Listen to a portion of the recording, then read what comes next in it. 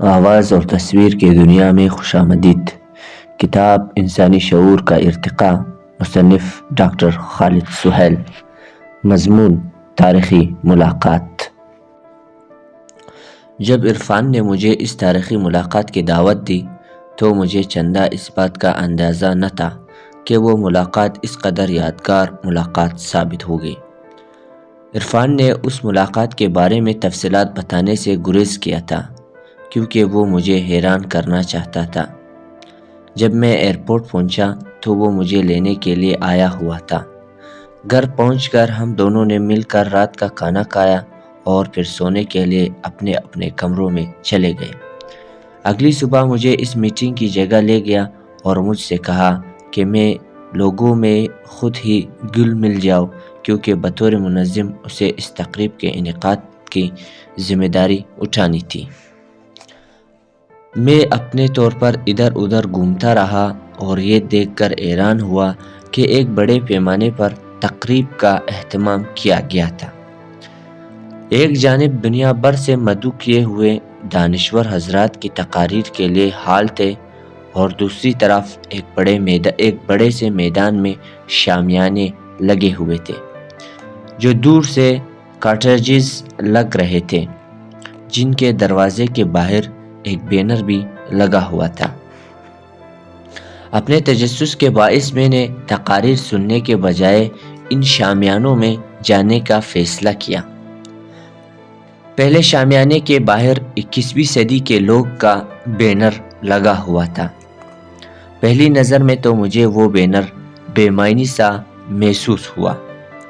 میں نے سوچا دنیا میں رہنے والے تمام 7 ارب افراد آخر 21ویں صدی میں ہی تو بستے ہیں، مگر میں نے اپنی اس طنزیہ سوچ کو اپنی حد تک ہی رکھا اور اندر داخل ہو گیا۔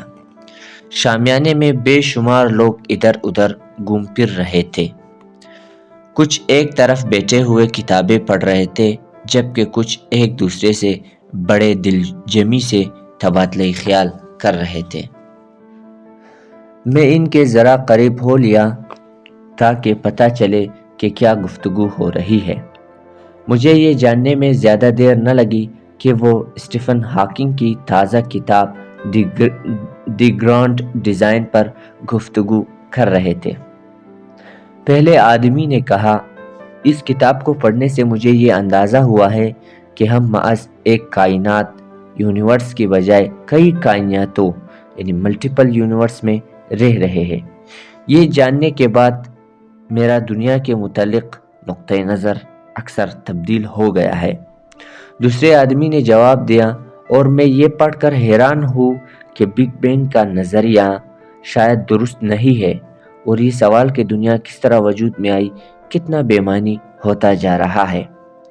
تیسرے آدمی نے لقمہ دیا، میرے لیے بلیک ہول کا تصور ہی مسحور کن تھا۔ کتنی ہی بار یہ ہوا کہ ایک کائنات اس بلیک ہول میں غائب ہو گئی اور پھر بالکل ایک نئی کائنات نے اس میں سے جنم لیا۔ کائنات کے مر جانے اور دوبارہ جنم لینے کا سلسلہ قرن ہا قرن سے جاری ہے۔ اب ضرورت ہے کہ ہم اپنے وقت اور کائنات کی افرنیش کے متعلق تصور پر نظر ثانی کریں۔ چوتھے آدمی نے سوال کیا، مگر یہ تو بتاؤ کہ آخر لاکھوں افراد ان حقائق کو قبول کیوں نہیں کرتے؟ پانچویں آدمی نے جواب دیا، اس لیے کہ وہ 21ویں صدی میں نہیں رہ رہے، اور ان لمحے مجھے ابتدا میں پڑھے 21ویں صدی کے عنوان کی اہمیت کا اندازہ ہوا۔ پھر میں اس شامیانے سے نکل کر اس شامیانے میں داخل ہوا جس کی پیشانی پر 20ویں صدی کے لوگ لکھا تھا، جہاں کے لوگ 21ویں صدی کے افراد کے مقابلے میں قدر قدامت پرست لباس پہنے ہوئے تھے۔ جب میں نزدیک آیا تو 2 خواتین نفسیاتی علاج کے بارے میں تبادلہ خیال میں مصروف تھے۔ جب انہوں نے مجھے خوش دلی سے خوش آمدید کہا اور گفتگو میں شامل ہونے کی دعوت دی تو میں نے ان سے سوال کیا کہ کس قسم کی سائیکو تھراپی کا طریقہ اپنے مریضوں کے علاج کے لیے استعمال کرتی ہیں۔ تو ایک نے کہا، میں روایتی قسم کی معالج ہوں اور فرائڈ کے نظریہ فکر کا قائل ہوں، مریضوں کو کاؤچ پر لٹاتی ہوں، آپ اپنے مریضوں کو کتنی دفعہ دیکھتی ہے؟ 1 گھنٹے کے لیے ہفتے میں 5 دن، اور کتنے عرصے کے لیے؟ یہی کوئی 4 سے 6 سال۔ میرا تو خیال تھا کہ زیادہ تر معالج اس طریقۂ علاج کو مسترد کر چکے ہیں۔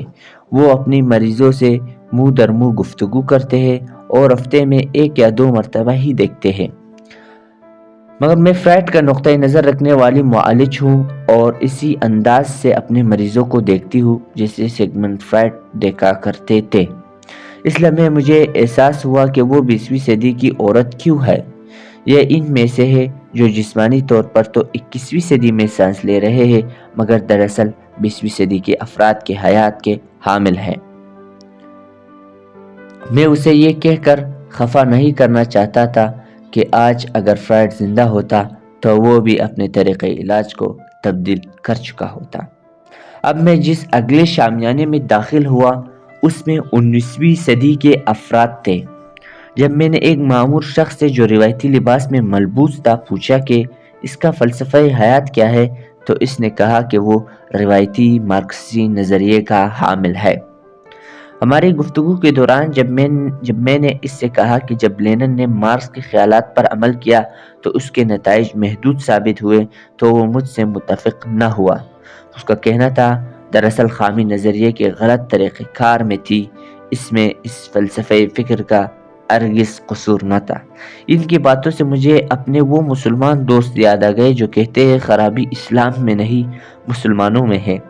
جب ان مارکسی صاحب نے میرے رائے دریافت کی تو میں نے کہا کہ میں کارل مارکس کی بہت عزت کرتا ہوں۔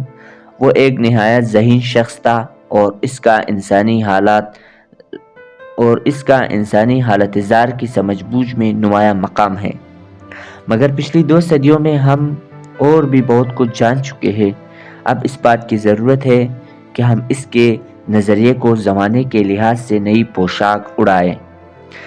جب اس نے مزید استفسار کیا تو میں نے اسے بتایا کہ مارکس محض طبقاتی عدم مساوات اور طبقاتی تجزیے کے مطالعے میں ہی مصروف عمل تھا، مگر آج ہم جانتے ہیں کسی سماج، ملک یا ثقافت کی سماجی، معاشی اور سیاسی حالت کی طبقاتی جدوجہد کے ساتھ ساتھ ہمیں نسلی، نظریاتی، جنسی، قومی تفریق اور مذہبی جدوجہد پر بھی ارتکاز کی ضرورت ہے۔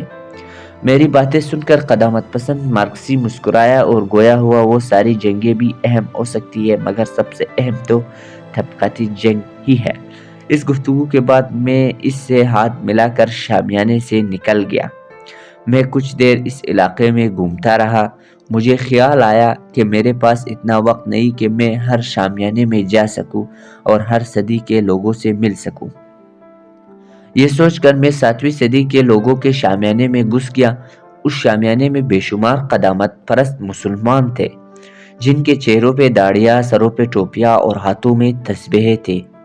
ان کے درمیان اس بات پر گرما گرم گفتگو ہو رہی تھی کہ روزہ رکھنے، حج پہ جانے اور زکوٰۃ کی ادائیگی کا بہترین طریقہ کیا ہے، اور آیا جہاد کا مطلب تزکیہ نفس ہے یا کافروں کے خلاف جنگ کا اعلان۔ ان میں سے بہت سو کو اس بات پر مسرت تھی کہ افغانستان میں اسامہ بن لادن اور ملا عمر کے ماننے والوں نے گوتم بدھا کے مجسمے توڑ دیے تھے، کیونکہ حقیقی اسلامی روایات میں تمام مجازی خداؤں اور بتوں کو مسمار کرنے کی ہدایت ہے۔ اب میں جس شامیانے میں داخل ہوا اس سے قبل المسیح کے افراد تھے۔ میں قریب گیا تو پتہ چلا وہ روایتی یہودی تھے۔ ان کی داڑھیاں لمبی اور بال گھنگھرے یالے تھے۔ وہ کالی ٹوپیاں اور لمبے قبائن پہنے ہوئے تھے۔ ان میں سے بعض آگے پیچھے ہلتے ہوئے دعائیں بھی مانگ رہے تھے، جبکہ دوسرے کچھ افراد موسیٰ کے فرعون کے دربار میں ہونے والے معجزات کے ذکر میں مصروف تھے۔ جب میں نے ان سے یہودی قانون کے بارے میں پوچھا تو ایک نے کہا آنکھ کا بدلہ آنکھ۔ جب میں نے اس سے کہا کہ اس قانون پر عمل کیا گیا تو آدھا گاؤں کا نہ ہو جائے گا، تو اس نے کہا کہ میں اس کے اعتقادات کی بے عزتی کر رہا ہوں۔ اس کی بات سن کر میں نے معذرت کی اور وہاں سے نکل گیا۔ اس شامیانے سے نکلنے کے بعد میں گھر جانے کا ارادہ کرنے لگا، مگر مجھے 2 اور شامیانے دکھائی دیے۔ جو باقی شامیانوں سے قدرے فاصلے پر استادہ تھے۔ جب میں نے قریب جا کر دیکھا تو ان کی پیشانی پر 22ویں اور 23ویں صدی کے بینر لگے ہوئے تھے۔ میں نے پوچھا گھر جانے سے پہلے ان لوگوں سے بھی مل لیا جائے، لہٰذا پہلے میں 22ویں صدی کے لوگوں والے شامیانے میں داخل ہوا۔ جب میں نے ان میں سے ایک سے گفتگو شروع کی تو اس نے بتایا کہ وہ ایک قدامت پرست مسلمان گھرانے میں پیدا ہوا تھا، مگر جب وہ لڑکپن میں داخل ہوا اور اس نے سائنس، فلسفہ اور نفسیات کا علم حاصل کیا تو اس نے دنیا کے تمام مذاہب کو الوداع کہہ دیا، کیونکہ وہ قبائلی سوچ کے آئینہ دار ہے۔ اب اس کا یقین ہے کہ دنیا کے ہر طرف باشعور لوگ روایتی مذاہب کو خیر بات کہہ رہے ہیں اور اس بات کی اہمیت کو محسوس کر رہے ہیں کہ ان کروڑ سال قدموں سے زیادہ اہم انسان ہے۔ میری آخری ملاقات 23ویں صدی کے افراد سے ہوئی۔ جب میں نے ان میں سے ایک عورت سے بات کی تو اس نے مجھے بتایا کہ وہ ایک قدامت پرست یہودی خاندان میں پیدا ہوئی تھی جہاں کوشر کھانا کھایا جاتا تھا اور لوگوں کو تورات پر ایمان تھا۔ اس کا خواب تھا کہ وہ اسرائیل جائے اور اس خطے کا دیدار کرے جس کا وعدہ آسمانی کتاب میں کیا گیا تھا، لیکن جب وہ جوان ہوئی اور اس نے انسانی تاریخ کا مطالعہ کیا تو اسے پتہ چلا کہ مذاہب کی بنیاد لوک ورثے اور اساطیری کہانیوں پر ہے۔ اسے اس بات کا بھی اندازہ ہوا کہ انسان اتنے مغرور اور متکبر ہو گئے ہیں کہ وہ اپنے آپ کو خدا کے منتخب بندے سمجھتے ہیں۔ اس عورت کا کہنا تھا کہ انسان نہایت غیر ذمہ دار واقع ہوئے ہیں اور انہوں نے دھرتی ماں کے ساتھ برا سلوک کر کے اسے تباہ و برباد کر دیا ہے۔ اس کی ایک مثال جنگلات کا خاتمہ ہے۔ انہوں نے نہ صرف درخت کاٹے جو انسانوں کو آکسیجن فراہم کرتے ہیں، بلکہ بہت سے جانوروں، پرندوں اور اشرت الارض کا بھی خاتمہ کر دیا۔ اس عورت کا خیال تھا کہ انسانوں کو اپنے فطری ماحول کے مل جل کے ہم آہنگی کی زندگی گزارنا سیکھنا چاہیے۔ انہیں جانوروں کو اپنا بھائی اور پرندوں کو اپنی بہنیں سمجھنا چاہیے۔ اس کا یہ یقین تھا کہ ہم سب دھرتی ماں کے بچے ہیں۔ میں اس عورت سے بہت متاثر ہوا جو مجھے ایک روشن خیال عورت نظر آ رہی تھی۔ جب میں